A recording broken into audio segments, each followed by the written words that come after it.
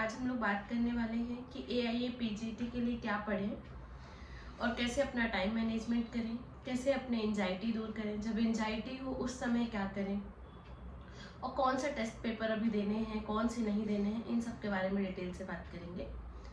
तो मैं डॉक्टर प्रेमवती यादव, अभी मैं MD कर रही हूँ। मैंने फर्स्ट अटैम्प्ट में MD क्लियर किया था। तो अब हम स्टार्ट करते हैं इस वीडियो को। तो सबसे पहले कि अब हम क्या क्या पढ़ें। तो देखिए, आपकी अगर बहुत अच्छी तैयारी है, आपने सब कुछ पढ़ रखा है, तो आप जो जो उसमें से इम्पोर्टेंट है या तो आपको जो लगता है आपको याद नहीं है, उन सारी चीज़ों को रिवाइज कीजिए।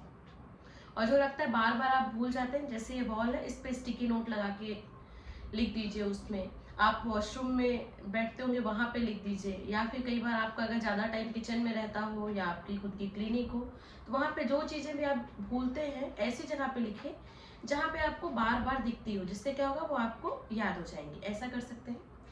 और दूसरा, अगर आपकी बहुत अच्छी तैयारी नहीं है, बस एक एवरेज तैयारी है, तो आपको अब क्या पढ़ना है। सबसे पहले जैसे हम देखें कि सबसे ज़्यादा वेटेज, तो वेटेज के हिसाब से हमें homeopathic subject and practice of medicine को बहुत अच्छे से पढ़ना चाहिए, है ना। तो होम्योपैथिक सब्जेक्ट बहुत ही आसान है। क्यों? क्योंकि हम फर्स्ट टू फाइनल ईयर तक पढ़े हुए होते हैं उसको, तो उसको रिकॉल करना, उसको याद रखना बहुत ईजी है हमारे लिए। तो हमें होम्योपैथिक सब्जेक्ट पढ़ना चाहिए। अब होम्योपैथिक सब्जेक्ट में भी सबसे बड़ा क्वेश्चन ये आता है कि मटेरिया मेडिका बहुत ज़्यादा वास्ट है, बहुत ज़्यादा है मटेरिया मेडिका। इसको कैसे कवर करें, इसको ऐसा क्या करें कि कवर हो जाए और हम एग्ज़ाम टाइम तक याद रह जाए। क्यों? क्योंकि मटेरिया का सबकी कंप्लेन एक ही है कि मैं कितना भी पढ़ लूँ मिक्स हो जाती हैं चीज़ें, भूल जाता हूँ। तो अब फर्स्ट थिंग कि मटेरिया में अब ज़्यादा टाइम देने का मतलब नहीं बनता है। आपकी बहुत अच्छी ग्रास्पिंग पावर है तो बहुत अच्छी बात है। अदरवाइज अगर मेरे पॉइंट ऑफ व्यू से देखें तो मुझे ऐसा लगता है कि मटेरिया के लिए आपको सिर्फ उसका कॉमन नेम, कि ये मेडिसिन है तो इसका कॉमन नेम क्या है, ये किस फैमिली से बिलोंग करती है, ये किस क्लास की है, और उसके अलावा इसके रिलेशनशिप क्या है, इसके कंपेटिबल क्या है, इसको एंटीडोट कौन करता है ना, इसके लिए हैनमन ने क्या कहा, इसके लिए कैंट ने क्या कहा, इसके लिए मूलर ने क्या कहा। ये सब कुछ कुछ चीज़ें अब जो है की पॉइंट्स पढ़ने का टाइम है। और आपको लगता है इसको पढ़ने के बाद भी आपके पास टाइम बच रहा है, तो मैं सजेस्ट करूँगी कि बोरिक मटेरिया मेडिका है ना जो हमारी, उसमें जो इटैलिक से लिखा हुआ है, जैसे तिरछा तिरछा सा जो लिखा हुआ है, उसको सिर्फ पढ़ लीजिए अगर टाइम है तो। और मेरा पर्सनल सजेशन ये है कि आगे से ना पढ़ के पीछे से पढ़िए। जैसे जेड पे अपना खत्म हो रहा है तो वहाँ से, क्यों? क्योंकि अभी तक मैंने जो पेपर्स देखे हैं उसमें पीछे के क्वेश्चन ज़्यादा आए हुए हैं। तो पीछे से मटेरिया मेडिका पढ़िए, इससे आपको बहुत हेल्प होगी। और बाकी एलन की नोट का कॉमन नेम, फैमिली, रिलेशनशिप, वो भी मैं बहुत अच्छे से याद होना चाहिए। अब यहाँ पे भी आता है कि मैम कॉमन नेम और फैमिली मैं भूल जाता हूँ। मेरे पास बहुत सारे पर्सनल टेक्स्ट आए हैं, उसके बाद मैं ये वीडियो बना रही हूँ। तो सबसे ज़्यादा पूछे जाने वाला क्वेश्चन मटेरिया मेडिका का ही है कि उसको क्या करें। तो इसमें आपको क्या करना है, सबसे पहले जो हमारा फैमिली है ना, अब जैसे जो हमारी लिलिएसी फैमिली की मेडिसिन है, तो उनको हम एक जगह लिख लेंगे कि ये मेडिसिन हमारी लिलिएसी फैमिली की। फिर कोई अगर अम्बेली फेरी की है तो वहाँ पे लिख लेंगे कि ये मेडिसिन इस फैमिली की है। और जैसे कुछ नाम है जो रूट वाले हैं, पोक route, red route, pink route, है ना, इस टाइप का, तो उनको भी एक जगह लिख लेंगे। ठीक है। उसके बाद क्या, उनकी जो फैमिली है ना, वो सबसे अच्छी टर्निंग पॉइंट में दे रखी है। मेरे पास कुछ मैसेज आया था कि हमें टर्निंग पॉइंट में मिल नहीं रहा, कहाँ पे है ये। तो मैं आपको बता दूं, टर्निंग पॉइंट में मटेरिया मेडिका के जो पीछे दे रखा है वहाँ पे है ये। अभी मेरे पास टर्निंग पॉइंट है नहीं, वरना मैं आपको दिखाती, मैंने एक जूनियर को दे रखा है। तो इस तरह से आपकी मटेरिया कवर हो जाती है। अब हम बात करते हैं कि ऑर्गेनन में क्या हमें एफोरिज्म पढ़ना है, हमें सारे एफोरिज्म याद होने चाहिए क्या, कि 49 में क्या दे रखा है, 249 में क्या दे रखा है, 35 में क्या दे रखा है। जी नहीं, बस कुछ एफोरिज्म आपको याद होना चाहिए, जैसे 49 में क्या है, 291 में क्या है, 292 में क्या है। बाकी सबके अंदर का आपको पता होना चाहिए मोटा मोटा, कि जैसे अगर किसी को ईचिंग हो रही है तो डॉक्टर हैनमन ने कौन सी मेडिसिन देने को बोली है, तो डॉक्टर केंट ने कौन सी देने को बोली है, डॉक्टर हैनमन ने सल्फर के बाद कौन सी देने की बोली है, या हेपार सल्फ के बाद कौन सा, मतलब उसके जो अंदर की चीज़ें हैं ना वो याद होना चाहिए, ना कि ये कि 249 एफोरिज्म में क्या है, ये नहीं। बहुत रेयर होता है कि एक क्वेश्चन आ जाए। तो अभी आप एक क्वेश्चन के पीछे मत भागिए, जिससे आप ज़्यादा कवर कर सके वैसी चीज़ों के पीछे भागिए, ठीक है।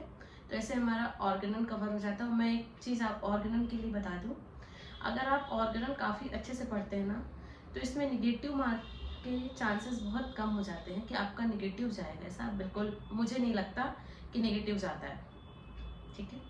अब हम फार्मेसी की बात करते हैं। तो फार्मेसी ही एक ऐसा सब्जेक्ट है हमारा जो बहुत ज़्यादा मार्क्स गेनिंग होता है। क्यों? क्योंकि ये गलत नहीं होता। अगर आपने पढ़ा है ना तो ये गलत नहीं होगा। तो फार्मेसी में अब क्या पढ़ें, जो स्पेसिफिक ग्रेविटी है ना, अल्कोहल का, इथेनॉल का, मिथाइल अल्कोहल का, ऐसा सबके स्पेसिफिक ग्रेविटी आपको पता होना चाहिए। उससे क्वेश्चन आता ही आता है।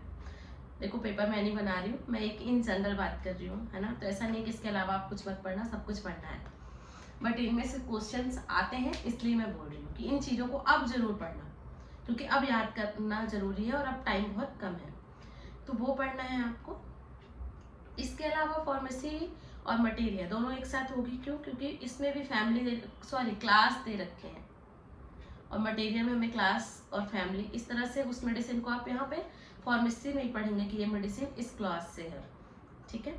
और किस पार्ट, हाँ मैंने बताना भूली, पार्ट यूज बहुत इंपॉर्टेंट है कि बेलाडोना किस चीज़ से बनी हुई है, उसका कौन सा पार्ट यूज होता है, तो आप बहुत ध्यान से पढ़िएगा। ये आपको फार्मेसी से मिल जाएगा और बहुत कम टाइम है। अगर आपने कोई बुक से पढ़ रखा है तो आप उसको प्रेफर कीजिए, और अगर आपने कुछ नहीं पढ़ रखा है तो आप टर्निंग पॉइंट उठाइए और उससे जो फार्मेसी में दे रखा है कौन सा पार्ट यूज होता है, किस क्लास के, ये पढ़िए, ठीक है। इसके अलावा फार्मेसी में ये हमारा मेथड्स है ना, पार्चुरेशन, ट्राइचुरेशन, ये सब में कितना टाइम लगता है, किसने क्या दिया, कौन सा पार्ट यूज होता है, अल्कोहल यूज होता है या डिस्टल वाटर यूज होता है, ये सारी चीज़ें जो है वो आपको याद होनी चाहिए। इनसे भी क्वेश्चंस आते हैं। अगर आप अभी थ्योरी पढ़ने के लग रहा कि नहीं कर पाएंगे, बहुत ज़्यादा है, तो आप प्रीवियस ईयर के क्वेश्चंस कीजिए, जितने भी फार्मेसी के आ चुके हैं। ये नहीं कि टेस्ट सीरीज वाले क्या दे रहे हैं, देखो मैं किसी टेस्ट सीरीज की बुराई नहीं कर रही, बट जो सच है, मुश्किल से टेस्ट सीरीज से 2 क्वेश्चन आना है जो आपने साल भर से दिया है, कोई मतलब नहीं बनता।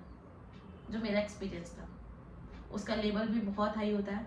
हम डिप्रेस हो रहे होते हैं कि यार मेरा मार्क्स नहीं आ रहा है, यार मैं क्या करूँ, मैं इतना पढ़ रही हूँ, मैं तो क्वेश्चन ही नहीं बनता, मैं 100 नंबर ला रही हूँ, 200 नंबर ला रही हूँ। आपको डिप्रेस नहीं होना है। आप टेस्ट सीरीज से सिर्फ ये सीखते हो कि आपको कौन सा क्वेश्चन अटेम्प्ट करना है, कौन सा क्वेश्चन अटेम्प्ट नहीं करना है। तो अब मुझे नहीं लगता इतना टाइम है कि आप उनके ग्रैंड टेस्ट ज्वाइन करो, उनके सब्जेक्ट वाइज टेस्ट, तो नहीं, आपकी बहुत अच्छी तैयारी तब ये आप करो। और अगर आप मेरी तरह एवरेज हो तो आप सिर्फ उन चीज़ों में ध्यान दो जो सच में अभी ज़रूरी है। क्या? Previous year questions. हमारे पास MPPSC होगा, फिर UPPSC होगा, उसके बाद हमारे उड़ीसा PSC होगा, फिर हमारा कलकत्ता PSC होगा। इस तरह से करके बहुत सारे अप्रॉक्स 10,000 क्वेश्चंस हैं हमारे पास। मैंने पहले वीडियो में भी बोला है, अगर आपको डाउट हो तो आप वो वीडियो भी देख सकते हो कि क्या पढ़ना है, कैसे पढ़ना है। आज भी बोल रही हूँ कि आप सक्सेस के पीछे प्रीवियस ईयर के जो क्वेश्चन दे रखे हैं वो ज़रूर ज़रूर ज़रूर पढ़िए। और उससे क्या होगा, आपकी ना टुकड़ों में थ्योरी हो जाएगी, और वो जब आप इकट्ठा करोगे तो आपको पता चलेगा कि आपकी पूरी थ्योरी कवर अप हो गई है। और आपको ये भी पता चल रहा है कि कहाँ से क्वेश्चन आते हैं। सारी थ्योरी से क्वेश्चन नहीं आते, और इतना टाइम भी नहीं है कि आप सारा पढ़ लो, ठीक है। तो ऐसे करके आपको फार्मेसी करना है। अब बची हमारी रिपर्टरी। रिपर्टरी बहुत आसान है, अगर 2 दिन में चाहा जाए तो 2 दिन में इसको कंप्लीट किया जा सकता है। तो कुछ लोगों का होगा नहीं हमने तो कहीं पढ़ाई नहीं, हमें नहीं आती, ऐसा कुछ नहीं है। आप शशिकांत तिवारी है ना, SKT जिसको हम बोलते हैं, वो खोलना है। उसमें आपको पता चल जाएगा कि बोनी हुसैन ने कितनी ग्रेडिंग की, बोनी हुसैन ने क्या बोला, है ना। ये स्टार्टिंग के कुछ पढ़ने, इवोल्यूशन ऑफ रिपर्टरीज, ये 9 पॉइंट्स जो हैं उसके, वो आपको पता होना चाहिए। फिर उसके बाद रिपर्टरी में ना केंट की 1 लाइन ऑफ मेडिसिन है कि इस डिसीज के लिए कौन सी मेडिसिन केंट साहब ने बोली है। डायरेक्ट एग्जाम में ऐसा आता है कि केंट ने कौन सी मेडिसिन बोली है, हैनमन ने कौन सी मेडिसिन बोली, तो ये SKT में बहुत अच्छे से दे रखा है। और अगर आपको लगता है बुक आपको ज़्यादा हो जाएगी, नहीं कर पा रहे हो, तो ये भी आप टर्निंग पॉइंट खोलो, उसमें दे रखा है, उसको पढ़ो, आपका उतना भी सफिशियंट है। अभी मैं सक्सेस पढ़ने का इसलिए नहीं बोल रही हूँ क्योंकि सक्सेस बहुत वास्ट है, अभी आप इतने कम दिनों में नहीं कवर अप कर पाओगे, ठीक है। सक्सेस का सिर्फ और सिर्फ प्रीवियस ईयर क्वेश्चन, और अगर आप कुछ भी थ्योरी नहीं पढ़ना चाहते हो, प्रीवियस ईयर क्वेश्चन को और उसका सॉल्यूशन जो पीछे दे रखा है उसकी थ्योरी अगर सिर्फ पढ़ लेते हो ना, तो भी आपका सिलेक्शन हो जाएगा। लेकिन पूरी ऑनेस्टी के साथ, खुद के साथ धोखा मत करना। अब हम प्रैक्टिस ऑफ मेडिसिन की बात करते हैं कि प्रैक्टिस ऑफ मेडिसिन में क्या क्या पढ़ना है।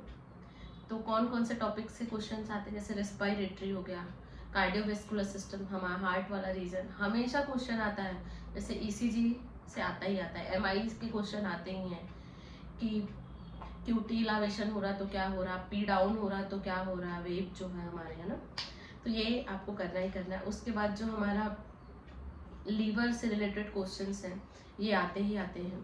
तो आपको मतलब ब्रॉडली पीएम भी ना अभी जितना टाइम है उस हिसाब से, मेरे हिसाब से टर्निंग ही छूनी चाहिए, ठीक है। ये आपने जिस बुक से पढ़ रखा है, और प्रीवियस ईयर क्वेश्चन आप लोग जरूर कीजिए। अब हम सेकेंड टॉपिक की बात करते हैं कि एग्जाम के समय नेगेटिव थॉट्स को कैसे डील करें और कैसे हमेशा पॉजिटिव रहें और ये सोचें कि हाँ हमारा हो जाएगा। सबसे पहले आपको बहुत क्लियर रहना चाहिए मेरे हिसाब से कि यही आपका पहला या जो भी अटेम्प्ट हो आपका और आखिरी चांस है। बार बार आप यही नहीं करते रहेंगे ना कि इस बार नहीं होगा यार, अगली बार दे देंगे, नहीं। सबसे पहले इस थॉट को अपने दिमाग से जब भी आए ना, कह रहे कुछ नहीं होगा तो अगली बार कर लेंगे, उसमें क्या, बहुत लोग अगली बार देते, बिल्कुल नहीं। आपको अपने माइंड को यही चीज़ बतानी है कि इस बार मतलब इस बार, अदरवाइज अगली बार मैं एग्जाम नहीं दूंगी या दूंगा, जो भी है ना। अपने थॉट्स को एकदम अपने माइंड में ऐसा सेट कर दीजिए कि आपका इस बार सिलेक्शन हो रहा है। और जब भी लगे ना कि मुझे चीज़ें याद नहीं है, मैं नहीं कर पाऊंगा, मुझसे नहीं होगा, मैंने पहले से नहीं पढ़ रखा है, तो सबको ये चीज़ पता होता है एग्जाम्स के टाइम में ही पढ़ाई होती है, ठीक है। कुछ लोग बहुत सारा पढ़े हैं, कुछ लोग बहुत कम पढ़े हैं, लेकिन क्या है, जिनसे बहुत सारा पढ़े लेकिन उनको अगर यही नहीं पता है कि क्या पढ़ना था तो उनका सिलेक्शन नहीं होगा। जिनने कम पढ़ा है लेकिन उनको पता था कि क्या पढ़ना है तो उनका सिलेक्शन हो जाएगा। तो ये इस बात से बिल्कुल मत डरिए कि उसने बहुत दिनों से तैयारी कर रहा, मैं तो भी 1 महीने से चालू किया हूँ, है ना, बिल्कुल नहीं।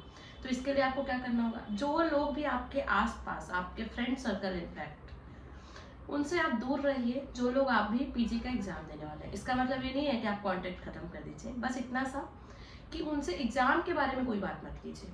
आप घूमने की बात कीजिए, खाने की बात कीजिए, लेकिन जाइए नहीं घूमने खाने, है ना, लेकिन बात ऐसी कीजिए। लेकिन एग्जाम से रिलेटेड कि मैंने इतना पढ़ लिया, तूने कितना पढ़ा है, तेरा कितना बचा है, ये सब बिल्कुल नहीं। अभी वो टाइम नहीं है। क्या होता है, अभी जैसे मेरी दोस्त बोल देगी यार मेरी तो पूरी रिपटरी कंप्लीट हो गई है, मैं तीसरी टाइम रिविजन कर रही हूँ, और मेरे माइंड में क्या चलेगा, यार मैंने तो एक बार भी नहीं पढ़ा, ये तीसरी बार पढ़ रही है, मेरा तो बिल्कुल नहीं होगा। अब क्या हुआ, जो मैं 2 पन्ना पढ़ने वाली थी, 4 पन्ना पढ़ने वाली थी, अब मैं वो भी नहीं पढ़ूंगी। वही थॉट्स आते रहेंगे, यार उसके तो 3 बार हो गया, अब मेरा सिलेक्शन तो बिल्कुल नहीं होगा, इन लोगों ने इतनी बार पढ़ रखा। इसलिए ऐसी बातचीत से बचें, खुद को बचाएं। जो भी एग्जाम देने वाले हैं उनसे पढ़ाई के बारे में बात ना करें। और एक अपने लिए गाइडलाइन के हिसाब से एक इंसान ऐसा सबके पास होता है, नहीं हो तो आप मुझे कांटेक्ट कर सकते हैं इंस्टाग्राम में, मैं बिल्कुल रिप्लाई करूँगी, कोई चार्ज नहीं है उसका, ठीक है। तो आप बिल्कुल मैसेज कर सकते हैं, मैम क्या पढ़ना है, डिप्रेशन हो रहा है, कुछ भी, ठीक है। अगर कॉल में बात करते हैं तो चार्ज है, मैसेज का कोई चार्ज नहीं है, ठीक। उसके बाद और किस चीज़ से बचना है, निगेटिव थिंकिंग से। अब क्या करना है, जैसे अब मैं बैठी हूँ, पढ़ने बैठी, यार मुझे तो याद ही नहीं है, मैंने पढ़ा था मैं भूल गई, अब क्या करूँ।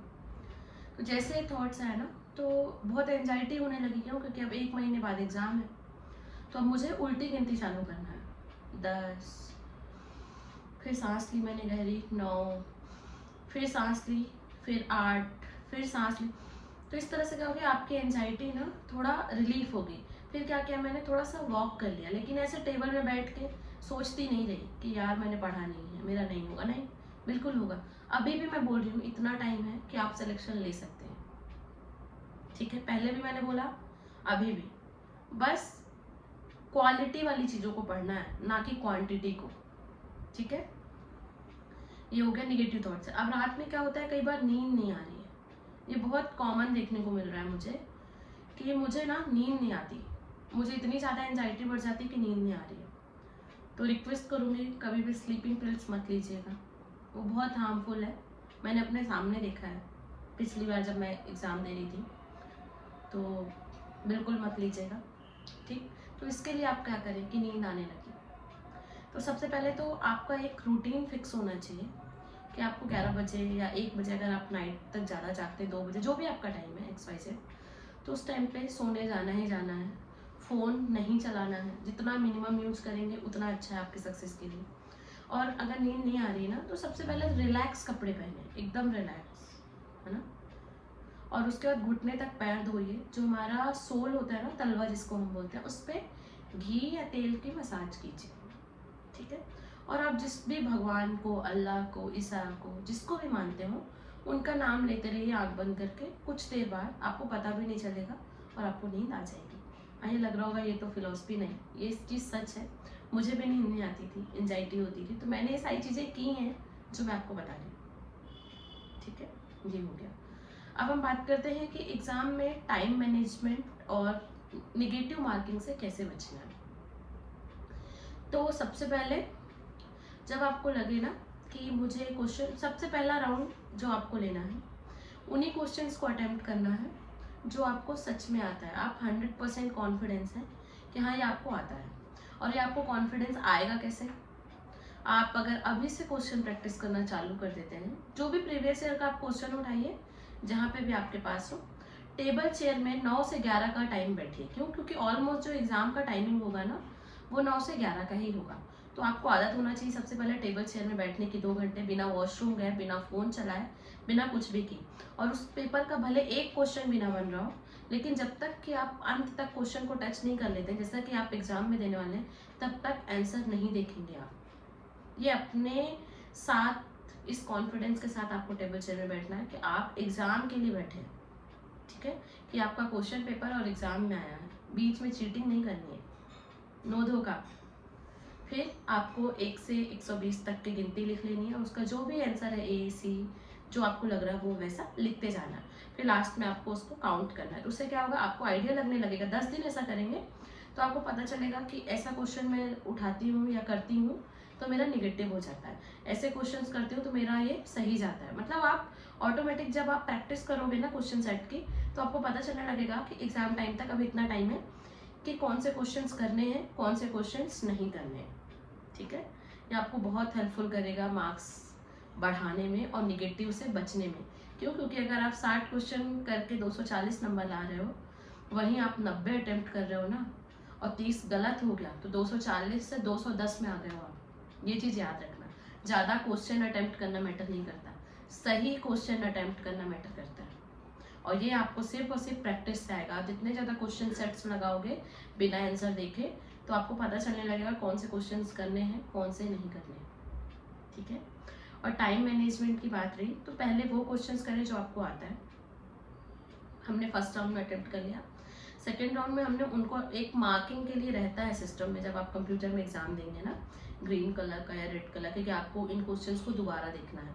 और कुछ क्वेश्चंस ऐसे होते हैं जो हम कभी सुने भी नहीं होते। जैसे 2023 का आप पेपर देखेंगे तो बहुत ही टफ था जो मैंने दिया। उसमें बहुत सारे क्वेश्चंस ऐसे थे जिनके नाम तक नहीं सुने थे मैंने। और मेरे साथ ही मैं बता रही हूँ आपको, 27 क्वेश्चंस आगे के मुझसे नहीं बने थे। मैं चाहती तब तो मुझे ऐसे ही हिम्मत हार जानी चाहिए थी कि मेरा सिलेक्शन होगा ही नहीं, तो मैं निगेटिव पे निगेटिव ले लेती हूँ। ऐसा मैंने कुछ नहीं किया। क्यों? क्योंकि मैंने क्वेश्चंस लगा रखे थे और मुझे इतना पता था कि 27 नहीं बन रहा है, कोई बात नहीं।